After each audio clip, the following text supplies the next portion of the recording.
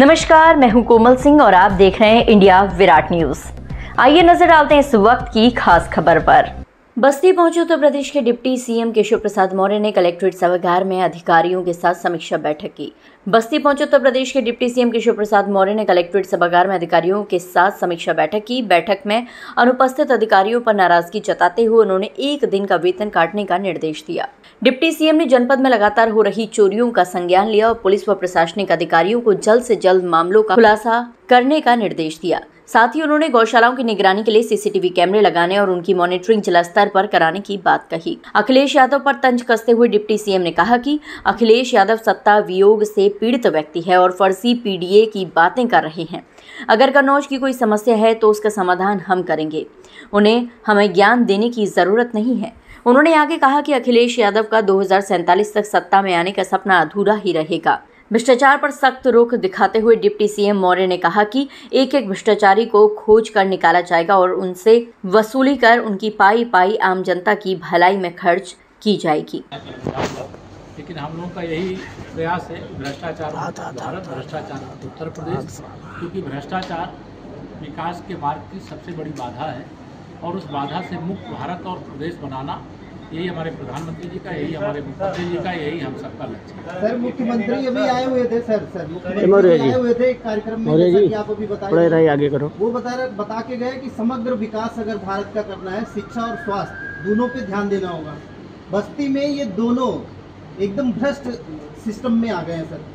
सब ठीक करेंगे, जो भ्रष्टाचार करेंगे बक्सा नहीं जाएगा। सर, एक सवाल सर, सपा और प्रयास होंगे कि भ्रष्टाचार मुक्त भारत हो जाएगा, हो जाएगा, जब तक भ्रष्टाचार का एक भी कीड़ा किसी भी सिस्टम के अंदर छिपा हुआ है तब तक उसे छोड़ेंगे नहीं। उसमें हम लोग भी प्रयास करेंगे, आप सबका सहयोग भी देंगे।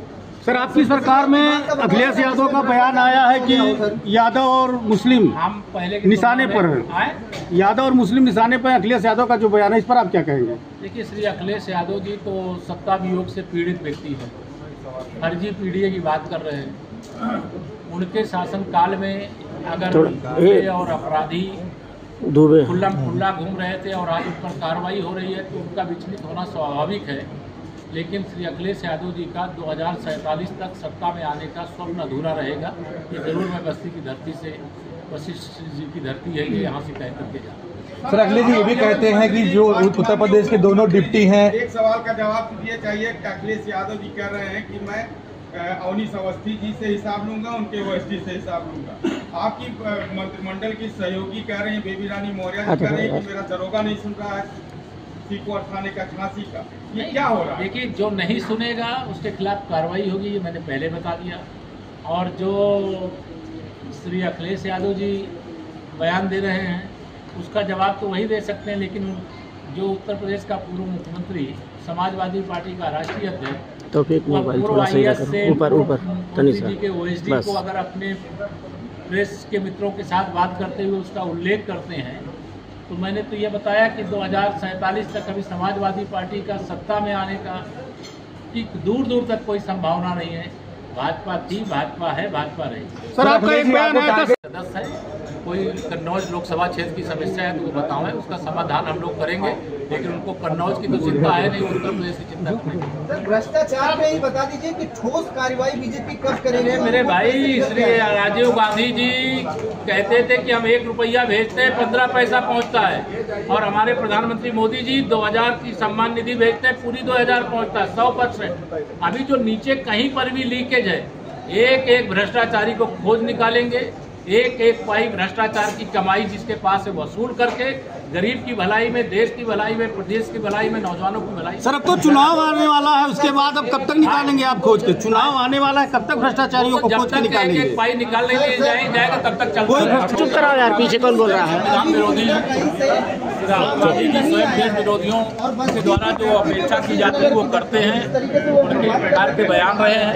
लेकिन उनके गुब्बारे की हवा जो 2024 लोकसभा चुनाव में भर गई थी, उसको हरियाणा में, महाराष्ट्र में, दिल्ली प्रदेश में जनता ने निकाल दिया है। बिहार में निकालेगी, बाकी राज्यों में जहाँ चुनाव होंगे वहाँ कमल खिलेगा, कांग्रेस सिमट जाएगी। सर, आप बंगाल के एक सांसद ने कहा है कि बंगाल में भी नेपाल की तरह जन विद्रोह की जरूरत है, अभी जाके यहाँ पे ऐसा कह रहा है, वो गलत कह रहा है। हमारे संविधान की ताकत बहुत है, हमारे लोकतंत्र की ताकत बहुत है, हमारे जनता की ताकत बहुत है। और चुनाव बिहार में बार बार भाजपा गठबंधन सरकार बन रही है, इस बार में नीतीश जी के नेतृत्व सरकार। दो दिन पहले आज के लिए बस इतना ही। ऐसी ही देश और दुनिया की तमाम छोटी बड़ी खबरों को देखने के लिए जुड़े रहिए इंडिया विराट न्यूज के साथ। नमस्कार।